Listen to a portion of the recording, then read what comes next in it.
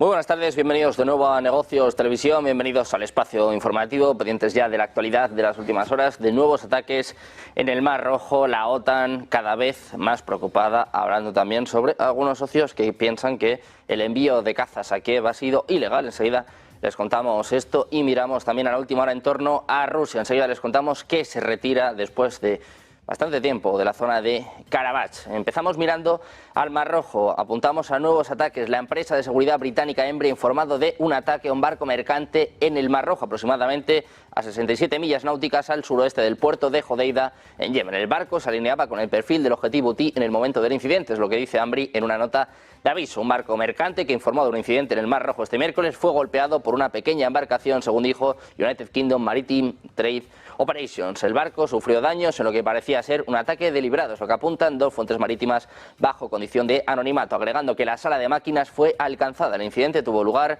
aproximadamente a 67 millas náuticas al suroeste del puerto de Hodeida, en Yemen, según afirma la firma de seguridad británica Embry. Pendientes también de Francia, Emmanuel Macron afirmó estar dispuesto a debatir con Marine Le Pen antes de las elecciones europeas. El jefe de Estado cree que ella no acudió a la reunión y que en las condiciones que ha fijado, es decir, la dimisión del presidente, este último rechaza el debate. ¿Quiere debatir? Pero no. También ha hablado sobre la hipótesis de su dimisión. El jefe de Estado francés ha querido retorcerle el cuello a este pato que nunca existió, es lo que califica, diciendo que esta posibilidad es absurda. En cuanto a su participación en la campaña electoral legislativa, Emmanuel Macron asegura que no tiene intención de hacer más campaña que la que hizo en 2017 y 2022 y dejar esta tarea a Gabriel Attal, el primer ministro, con los líderes de la mayoría, que dice que están ahí a su lado.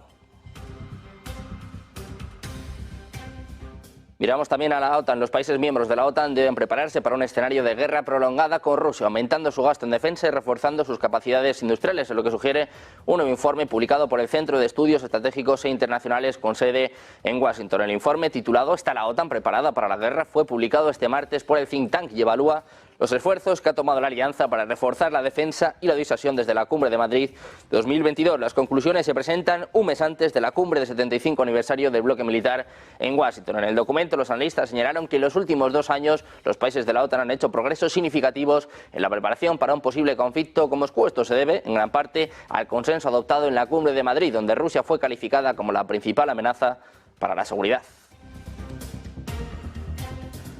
Precisamente mirando a Rusia, les contamos que el proceso de retirada de las fuerzas de paz rusas del Karabaj de Azerbaiyán, donde estaban estacionados temporalmente después de la Segunda Guerra de Karabaj de 2020, se ha completado, es lo que apunta el Ministerio de Defensa de Azerbaiyán. Dice que el personal, las armas y el equipo del contingente de mantenimiento de la paz abandonaron por completo el territorio de Azerbaiyán. Cabe señalar que en abril el portavoz del Kremlin, Dmitry Peskov, confirmó la retirada del contingente ruso de mantenimiento de la paz de Karabaj. Hajiyev, asistente del presidente de la República de Azerbaiyán y jefe del Departamento de Política Exterior de la Administración Presidencial, ha anunciado que las máximas autoridades de ambos países acordaron la pronta retirada de las fuerzas de paz rusas de Azerbaiyán, según la declaración trilateral firmada el 10 de noviembre de 2020. Apuntaban a que el proceso ya estaba en marcha, con los ministerios de defensa de Azerbaiyán y Rusia coordinando los pasos necesarios. Rusia se retira de Azerbaiyán, se retira de Karabaj, según está confirmando el Ministerio de Defensa de Azerbaiyán.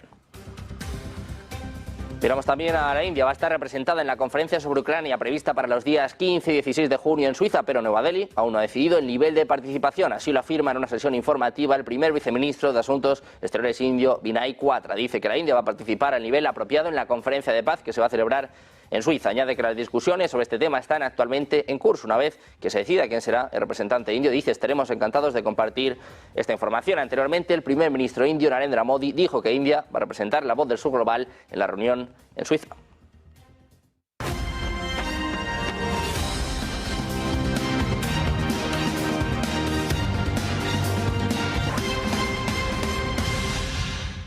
Bienvenidos de nuevo a Negocios Televisión, bienvenidos al espacio informativo mirando la actualidad las últimas horas pendientes de Oriente Medio. Las FDI informaron este miércoles que aproximadamente 90 cohetes fueron disparados desde el Líbano hacia el norte de Israel, lo que constituye uno de los mayores bombardeos llevados a cabo por Hezbollah. Se cree que el extenso ataque con cohetes es una represalia del grupo por el asesinato de un alto comandante en un ataque en la noche anterior. Durante el bombardeo, la ciudad de Tiberíades fue atacada por primera vez desde el inicio de la guerra. Las FDI señalaron que sus sistemas de defensa aérea interceptaron varios de los cohetes, mientras que otros cayeron en varios lugares. Informes anteriores sugirieron que el ataque se llevó a cabo con más de 100 cohetes. Precisamente las FDI han anunciado este miércoles que un avión de la Fuerza Aérea de Israel eliminó al comandante de la unidad Nasser de Hezbollah, Sami Taleb Abdullah. Según el comunicado publicado en X, la operación se llevó a cabo el martes por la noche como parte de un ataque al centro de mando y control del grupo cerca de Huaoya, en el sur del Líbano. La noticia finalmente confirma una información anterior sobre el asesinato del comandante de Hezbollah, al que siguió otro ataque temprano por la mañana con 90 cohetes contra instalaciones israelíes como medida de represalia. Dice Israel que Abdullah fue uno de los comandantes más importantes de Hezbollah en el sur del Líbano, quien planeó, impulsó y llevó a cabo una gran cantidad de ataques terroristas contra civiles israelíes. Añade que 3 agentes terroristas adicionales de Hezbollah también fueron eliminados en el ataque, según agrega el ejército israelí. Ni Hamás ni Israel se han comprometido públicamente hasta la fecha sobre el alto el fuego. Hamás ha dicho este miércoles que su respuesta fue positiva al plan de alto el fuego de Estados Unidos para la guerra de 8 meses en la Franja de Gaza y que abrió un amplio camino para alcanzar un acuerdo, pero las perspectivas eran inciertas, ya que en el grupo palestino ni Israel se han comprometido públicamente a llegar a un acuerdo. Hamás presentó su respuesta formal el martes a una propuesta esbozada por Joe Biden el 31 de mayo. Israel, por su parte, ha dicho que la respuesta equivalía a un rechazo, mientras que un funcionario de Hamás dijo que el grupo palestino simplemente reiteró demandas de larga data que el plan actual no cumple. Egipto y Qatar dijeron que habían recibido la respuesta de Hamás, pero no revelaron el contenido. A primera hora del miércoles, un miembro del buró político de Hamás ha dicho en un comunicado que la respuesta del grupo era responsable, seria y positiva y que abre un amplio camino para un acuerdo. Miramos también al Mar Rojo. La empresa de seguridad británica Embry informa de un ataque a un barco mercante en el Mar Rojo, aproximadamente a 67 millas náuticas al suroeste del puerto de Hodeida, en Yemen. Dice que el barco se alineaba con el perfil del objetivo Houthi en el momento del incidente. Es lo que apunta Embry en una nota de aviso. Un barco mercante que informó de un incidente en el Mar Rojo este miércoles fue golpeado por una pequeña embarcación, según decía United Kingdom Maritime Trade Operations. En concreto, el barco sufrió daños en lo que parecía ser un ataque deliberado, según dijeron 2 fuentes marítimas bajo condición de anonimato, agregando que la sala de máquinas fue alcanzada. El incidente tuvo lugar a unas 67 millas náuticas al suroeste del puerto de Hodeida, en Yemen, según afirma la firma de seguridad británica Embry. Mientras tanto, en Estados Unidos, el presidente Biden ha aprobado el despliegue de otro sistema de misiles Patriot en Ucrania, es lo que dicen altos funcionarios administrativos y militares al New York Times, mientras el país lucha por defenderse de los ataques rusos a sus ciudades, infraestructura y red eléctrica. La decisión de Biden se produjo la semana pasada, según decían los funcionarios, después de una serie de reuniones de alto nivel y un debate interno sobre cómo satisfacer las necesidades apremiantes de Ucrania de reforzar las defensas aéreas sin poner en peligro la preparación para el combate de Estados Unidos. El nuevo sistema Patriot, el segundo que Estados Unidos envía a Ucrania, va a provenir de Polonia, donde ha estado protegiendo una fuerza de rotación de tropas estadounidenses que van a regresar a Estados Unidos. El sistema podría desplegarse en el frente de Ucrania en los próximos días, según apuntaban funcionarios estadounidenses, dependiendo del mantenimiento o modificaciones que necesite.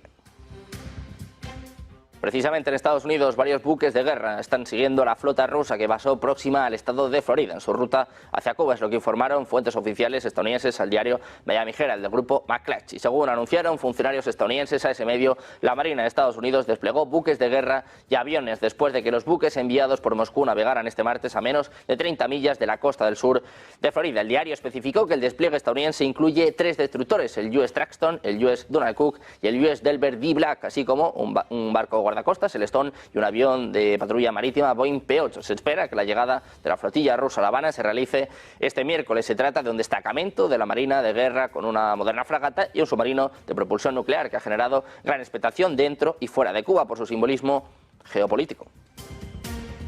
Miramos también a Macron. Si bien afirmó estar dispuesto a debatir con Marine Le Pen antes de las elecciones europeas, el jefe de Estado cree que ella no acudió a la reunión y que las condiciones que ha fijado, es decir, la dimisión del presidente, este último rechaza el debate. Sobre la hipótesis de su dimisión, el jefe de Estado francés quiso, dice, retorcerle el cuello a este pato que nunca existió, calificando esta posibilidad de absurda. En cuanto a su participación en la campaña electoral legislativa, Emmanuel Macron asegura que no tiene intención de hacer más campaña que la que hizo en 2017 y 2022 y piensa dejar esta tarea a Gabriel Attal. El primer ministro dice que con los líderes de la mayoría que están ahí a su lado.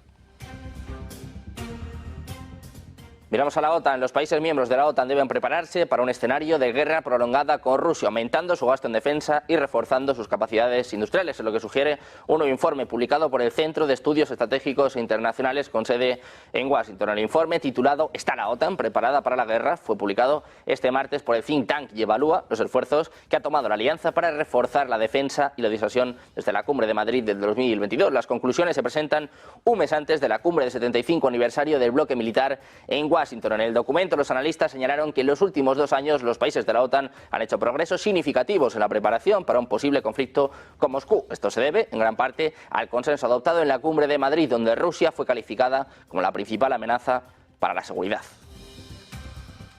Mirando a la OTAN, les contamos que la entrega de aviones de combate MiG-29 a Ucrania por parte de Eslovaquia en 2023 fue ilegal, es lo que declara este martes el secretario de Estado del Ministerio de Defensa de la República Eslovaca, Igor Melicher. En su cuenta de Facebook ha informado que el año pasado el exministro de Defensa, Jaroslav Nat, justificó la donación de 13 cazas por un análisis de expertos, pero la verdad ha salido a la luz. Dice que ahora es evidente que no existe ningún material oficial del Ministerio de Defensa que autorizara al exministro a dar este paso. Melicher recordó que la Constitución eslovaca prohíbe a un gobierno que dimite, que está en funciones, dar pasos importantes en política exterior, y que el envío de cazas por valor de más de 500 millones de euros es sin duda un paso de este tipo. En este contexto, Melicher anunció que prepara una demanda al respecto contra Naz.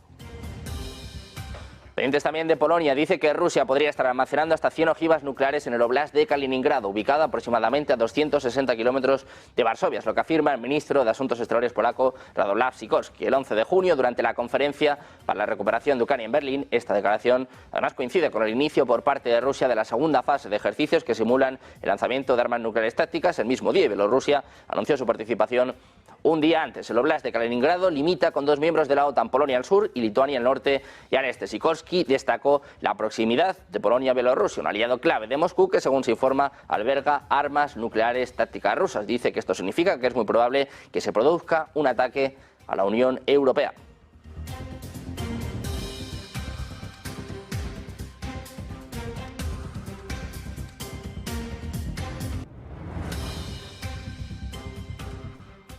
Miramos también a Hungría. No va a participar en los próximos esfuerzos de la OTAN por apoyar a Ucrania a defenderse de la agresión rusa, pero tampoco se va a oponer a que lo hagan los demás socios de la Alianza Atlántica. Es lo que anuncia este miércoles en Budapest el secretario general de la OTAN, Jens Stoltenberg. Dice que ningún personal húngaro va a participar en las actividades que se van a acordar en la próxima cumbre en Washington. Es lo que apuntaba Stoltenberg en rueda de prensa junto a Víktor Orbán. En respuesta por parte de Orbán, dice que no somos niños. Lo escuchamos.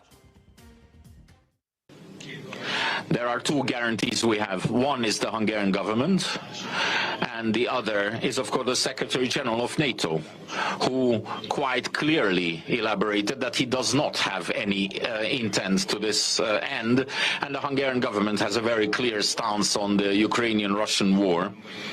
We are not children. It is not worth chasing illusions. This is a very, very difficult political issue. The whole invasion of Russia raises a lot of issues in the global politics as well.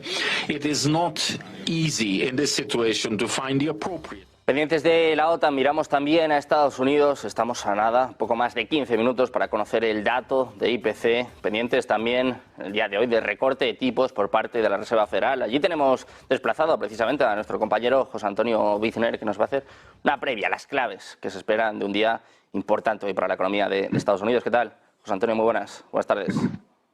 Muy buenos días desde aquí, desde Nueva York, donde en apenas media hora, 32 minutos, se conocerá el dato de inflación en Estados Unidos. Se espera que se reduzca del crecimiento del 0,3% mensual a un crecimiento del 0,1%.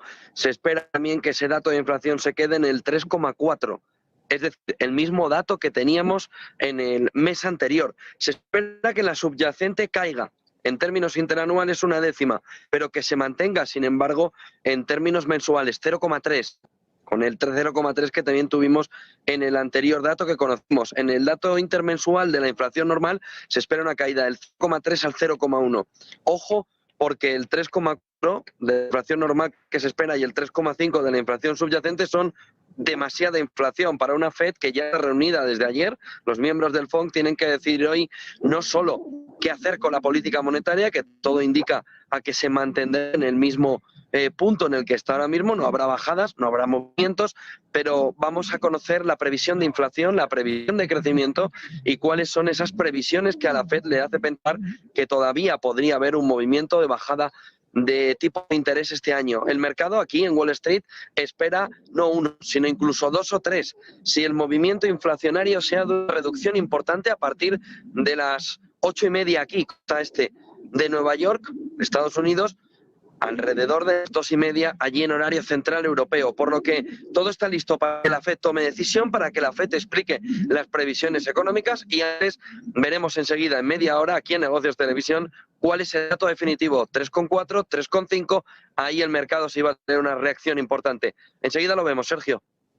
Gracias, José Antonio. Pues pendientes de los mercados, de si hay o no sorpresas con el dato de IPC también de esta reunión clave, como saben, son de las 7:30. Vamos a estar muy pendientes de la decisión de la Reserva Federal. Miramos ahora a las Fuerzas Armadas de Rusia. Han destruido este miércoles una base aérea de las tropas de Ucrania y un punto de despliegue temporal de mercenarios extranjeros, es lo que informa el Ministerio de Defensa ruso. De acuerdo con Defensa, como resultado del ataque con armas de precisión de largo alcance desde el aire y tierra y drones, también fueron alcanzadas zonas de estacionamiento de aeronaves y la infraestructura de la base, así como puntos de preparación de embarcaciones sin tripulación para su uso y depósitos de municiones y explosivos. Además, durante esta jornada, los medios de defensa antiaérea derribaron 9 misiles táctico-operativos ATAMS de fabricación estadounidense, 2 bombas aéreas guiadas Hammer de producción francesa, 3 proyectiles de lanzacohetes múltiples Olilla, así como 61 drones.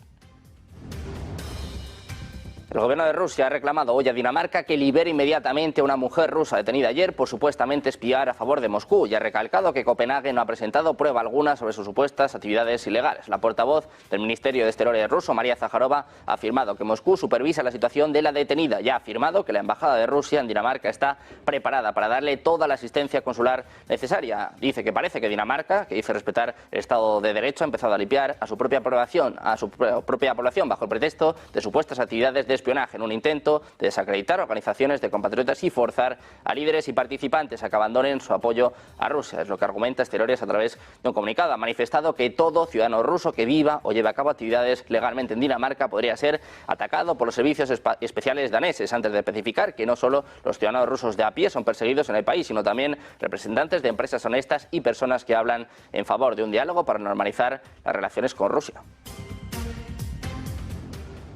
Miramos de nuevo al Ministerio de Defensa ruso. Dice que el distrito militar de Leningrado está usando misiles Iskander equipados con munición de entrenamiento especial junto con las tropas bielorrusas en sus ejercicios militares. Bielorrusia comparte frontera con Polonia y la semana pasada un analista militar ruso dijo que sería el país ideal para atacar con misiles nucleares tácticos en caso de que estallara una guerra con la OTAN. Decía literalmente que se asignan 2 misiles nucleares a cada ciudad, solo harán falta unos 30 o 40. Dice que esto es solo una salva de una división de Iskander. En 10 o 15 minutos, dice, tanto el Estado de Polonia como el pueblo polaco podrían desaparecer. Pendientes también de Ucrania, les contamos nuevos ataques. Las fuerzas de defensa de Ucrania atacaron una vez más los sistemas de misiles antiaéreos desplegados por los rusos en Crimea en la noche del 11 al 12 de junio. Esta vez los informes indican que una salva de misiles tuvo como objetivo un batallón ruso de misiles antiaéreos S-300 cerca de Belbek y 2 batallones de misiles antiaéreos S-400 cerca de Belbek y Sebastopol. El Estado Mayor confirmó los impactos en las áreas objetivo designadas. En particular, fueron destruidos 2 radares de los sistemas S-300 y S-400. Se está recopilando información sobre el tercer radar. Además, se registraron detonaciones de municiones en las 3 zonas donde están estacionados los batallones de misiles antiaéreos rusos. Según se informa, el ejército ucraniano atacó el cruce de transbordadores en la ocupada Kerch con misiles ATAMS de largo alcance proporcionados por Estados Unidos durante la noche del 30 de mayo. 2 transbordadores rusos sufrieron daños significativos según el Estado Mayor de Ucrania. Miramos también a los Países Bajos. Van a entregar sus primeros aviones de combate F-16 a Ucrania este verano, poco después de Dinamarca. Es lo que apunta la ministra de Defensa holandesa Kajsa Ollongren en una entrevista con la revista Pravda Europea publicada este 12 de junio. La ministra presentó un calendario más pesimista en mayo, cuando dijo que los primeros F-16 holandeses comenzarían a llegar a Ucrania recién en otoño. Los Países Bajos se han comprometido a entregar 24 de sus aviones de 4ª generación fabricados en Estados Unidos a Ucrania, mientras Kiev busca reforzar su fuerza aérea, además de los F-16 prometidos por Dinamarca, Bélgica y Noruega. Miramos de nuevo a Rusia. Les contamos que el proceso de retirada de las fuerzas de paz rusas del Karabaj de Azerbaiyán, donde estaban estacionados temporalmente después de la Segunda Guerra de Karabaj de 2020, se ha completado. Es lo que apunta el Ministerio de Defensa de Azerbaiyán. El personal, las armas y el equipo del contingente de mantenimiento de la paz abandonaron por completo el territorio de Azerbaiyán. Cabe señalar que en abril el portavoz del Kremlin, Dmitry Peskov, confirmó la retirada del contingente ruso de mantenimiento de la paz de Karabaj. Hajiyev, asistente del presidente de la República de Azerbaiyán y jefe del Departamento de Política Exterior de la Administración Presidencial, anunció que las máximas autoridades de ambos países acordaron la pronta retirada de las fuerzas de paz rusas de Azerbaiyán, según la declaración trilateral firmada el 10 de noviembre de 2020. Dijo además que el proceso ya estaba en marcha con los ministerios de defensa de Azerbaiyán y Rusia coordinando los pasos necesarios. Miramos también a India, que va a estar representada en la conferencia sobre Ucrania prevista para los días 15 y 16 de junio en Suiza, pero Nueva Delhi aún no ha decidido el nivel de participación. Así lo afirma en una sesión informativa el primer viceministro de Asuntos Exteriores de la India, Vinay Quatra. La India va a participar al nivel apropiado en la conferencia de paz que se celebra en Suiza. Dice que las discusiones sobre este tema están actualmente en curso. Una vez que se decida quién será el representante indio, estaremos, dice, encantados de compartir esta información. Anteriormente, el primer ministro indio, Narendra Modi, dijo que India representaría la voz del sur global en la reunión en Suiza. Pendientes también de los BRICS, les contamos que Cuba enfatiza la contribución de los países BRICS al equilibrio internacional y que está interesada en sumarse a grupos, lo que declara hoy en Moscú el ministro de Exteriores cubano Bruno Rodríguez Parrilla, al comentar su participación en la reunión ministerial del grupo celebrada en Nizhny Novgorod. Dice literalmente que permitió también enfatizar el interés de Cuba de formar parte del grupo BRICS, lo que aseveraba el jefe de la diplomacia cubana durante una reunión con su homólogo ruso Sergei Lavrov. El canciller cubano agradeció la hospitalidad de Rusia y de Nizhny Novgorod durante la muy exitosa celebración de la reunión ministerial de los BRICS. Miramos también a G7, les contamos que los líderes del grupo de los 7 van a pedir a China que deje de permitir y sostener la guerra de Rusia contra Ucrania, según un borrador de declaración al que tuvo acceso la agencia Bloomberg. Los aliados de Kiev están acusando a Beijing de proporcionar a Rusia tecnología y piezas, ya sea que se encuentran en armas o necesarias para construirlas, ayudando a los esfuerzos de Moscú para sortear oleada tras oleada de restricciones comerciales del G7 sobre muchos de esos productos. Los materiales prohibidos suelen llegar a Rusia a través de terceros países como China y Turquía o de redes de intermediarios.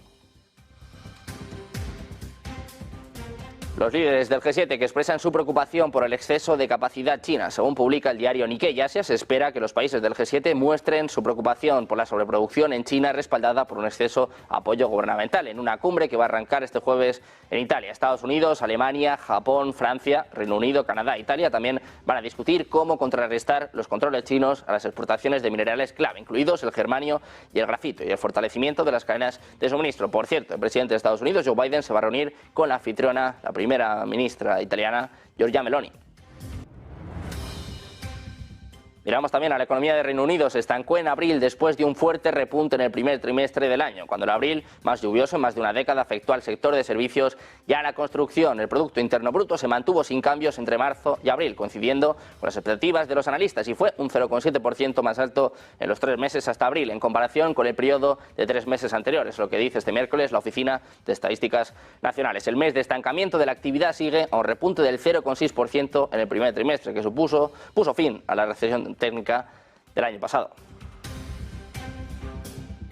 Miramos también a la economía china. Les contamos que la tasa de inflación de China en mayo fue del 0,3%, por debajo de las expectativas del 0,4% de los economistas encuestados por Reuters. La cifra se mantuvo sin cambios desde abril. El índice de precios al consumidor de China aumentó 3 décimas, un 0,3% interanual en mayo, al mismo ritmo observado en abril. La lectura no cumplió con las expectativas de un crecimiento del 0,4% en el periodo informado. La inflación del IPC de China llegó al menos 0,1% intermensual en mayo frente al aumento del 0,1% de abril, peor, eso sí, que el 0% esperado. El índice de precios al productor de China cayó un 1,4% interanual en mayo frente a la caída anterior del 2,5%. La previsión del mercado era una caída del 1,5%. Hoy todos pendientes de la Reserva Federal, que comenzó este martes su reunión de política monetaria de 2 días. Va a concluir el miércoles con la decisión sobre la política de tipos de interés y una conferencia de prensa posterior en la que va a participar de nuevo el presidente de la Reserva Federal, Jerome Powell. Aunque algunos indicadores muestran signos de una desaceleración de la economía, a los inversores les preocupa cada vez más que esto no sea suficiente para incentivar al Banco Central de Estados Unidos a recortar las tasas en 2024. Marco Krajnovic, principal estratega de acciones de JP Morgan, advirtió que las opciones de un recorte de tipos han disminuido después del informe de empleo de mayo, que salió mejor de lo esperado.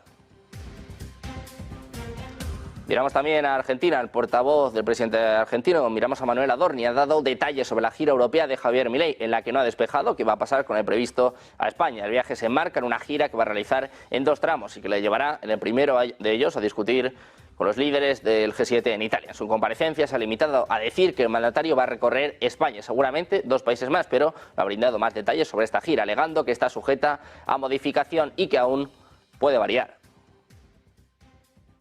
Como no tengo confirmado todo, no lo digo. Y después el 20 de junio, por la tarde-noche, que no tengo todavía confirmado el horario, va a viajar a España, donde continuará con lo que era la gira original de él en Europa. Y el día de regreso todavía no lo tengo confirmado. ¿Cómo? El segundo viaje es solo España. No, el segundo viaje va a España. Bueno, me obligás a dar más información que no está confirmada, pero no, va a recorrer seguramente 2 países más, pero ya te digo, no tiene ninguna validez que te lo diga porque te voy a decir algo que está sujeto a modificación y no sé. Precisamente el ministro de Economía de Argentina, Luis Caputo, ha anunciado que este jueves van a abrir una nueva negociación entre el Gobierno y el Fondo Monetario Internacional para cerrar un nuevo programa de ayuda al país. El Ejecutivo va a aprovechar este encuentro para además revisar el programa, acordar, negociar uno nuevo con el que pueda llegar nueva financiación y salir de las restricciones cambiarias. Respecto a su duración, Caputo ha adelantado que probablemente va a llevar un poco de tiempo, aunque no ha querido dar información concreta, ya que primero se debe acordar con el organismo internacional. En la reunión del jueves está previsto analizar la 8ª revisión del programa y se espera su aprobación inmediata, con la llegada de aproximadamente unos 800 millones de dólares. Miramos también a la eurozona. La Unión Europea acaba de emitir 6.000 millones de euros a través de una transacción sindicada de bonos con vencimiento a 2039 con éxito. La demanda se ha duplicado a la oferta de papel y sus ingresos se utilizarán para financiar programas políticos de la Unión Europea. La operación, la 6ª transacción sindicada para 2024, se refería a un nuevo bono de 6.000 millones de euros con vencimiento el 4 de octubre de 2039. El nuevo bono a 15 años tenía un rendimiento de reoferta del 3,47%, equivalente a un precio del 98,81%. Las ofertas recibidas superaron los 37.000 millones de euros, lo que equivale a una tasa de sobresuscripción de más de 6 veces. La Comisión ha emitido aproximadamente 69.000 millones de euros de su objetivo de financiación de hasta 75.000 millones para el primer semestre de 2024, el 92%, y además hay prevista una subasta de bonos de la Unión Europea el próximo 24 de junio.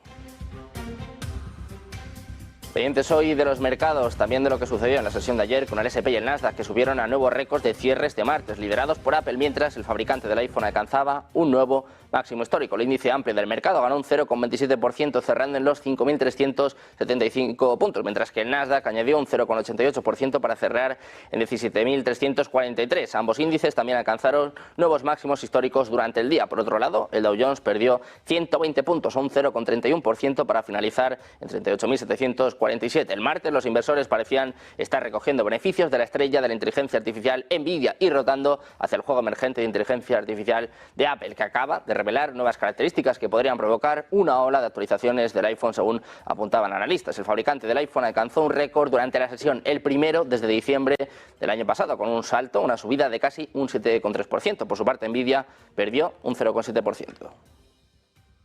Precisamente miramos a Apple. Tan solo un día después de que sus acciones recibieran con frialdad su estrategia en inteligencia artificial, el gigante de la manzana se disparó hasta un 7,26% en Wall Street, hasta marcar máximos históricos en $207 por título. El jefe de software de la compañía, Craig Federighi, aseguró que desde Apple creen que el papel de la IA no es solo reemplazar a los usuarios, sino también empoderarlos. La firma de Cupertino presentaba en sociedad a Apple Intelligence durante su conferencia mundial de desarrolladores que ha tenido lugar los últimos días. Los inversores han dado la bienvenida después de descubrir la apuesta de la empresa de la manzana para capitalizar el auge de la inteligencia artificial.